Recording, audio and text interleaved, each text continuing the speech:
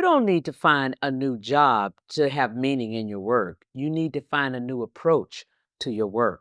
Believe you were born to win. It's your right to win. Claim it, frame it, 'cause you were. It's important for each of us to feel like we are doing something that matters. Everybody wants to feel like they have a purpose. And so often, especially if we have been in an endeavor for a long period of time, it can feel like it's repetitive. It can feel like it's rote. We might say things like, oh, I can do my job with my eyes closed. But have you thought about what's the real impact of what you're doing? What does your role mean to the larger organization? How can you actually make that role more important to the organization? Clearly, if they are paying you for the job, it's a job that they view as important, as essential. Why are you thinking about it in a different way? You might want to think about taking your lens and expanding it outward. Maybe you need to think more broadly about what you're doing. I'll give you an example. When I was a young associate, everybody talked about how hard Wall Street was and, how those finance people were rough and at the edges, they were sharp elbowed, and that they were only focused on money. And if had allowed myself to just think about that, I might have been thinking about myself as a different kind of person.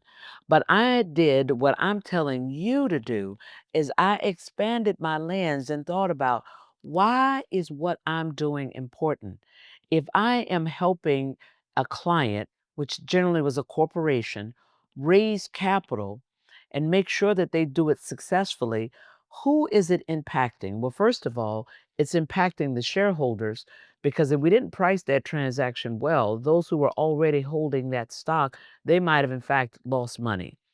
Second of all, it's impacting the organization and its ability to grow because they need the capital in order to grow. Oh, well, if they're growing, they will probably creating more jobs, which means more people have an opportunity to experience this extraordinary opportunity and feed their families, maybe find a career that is meaningful to them. I can go on and on at the multiplier effect of me doing my discrete job and doing it well. Well, I'm going to challenge you to think about what are you doing and who else it's impacting in your organization and outside of your organization. Maybe your contribution enables your company to be more successful. And as your company is more successful, it can invest more in the community in which it does business and is therefore impacting the families that are in that community. But change the lens that you're using to look at the role that you're having and focus more on your impact.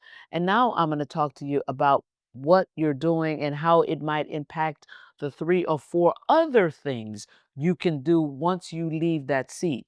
So, if you do feel as though you can do your job with your eyes closed and there's nothing else for you to learn in that seat, now I'm going to tell you to think about all the things you have already gotten from that seat and how you might leverage that into A opportunity, B opportunity, C opportunity, D opportunity. And now your goal when you go into that seat every day is to think about how it's going to connect to these other opportunities and how you're going to create a narrative to build a bridge from your current seat to the seat that you might aspire to be in. Finding the meaning and the why in your work is something that is within your power to do. Don't just blindly do the job every day and think that you're having no impact and it has no meaning. Every seat has a meaning, just like every job has a uniform. Go get them.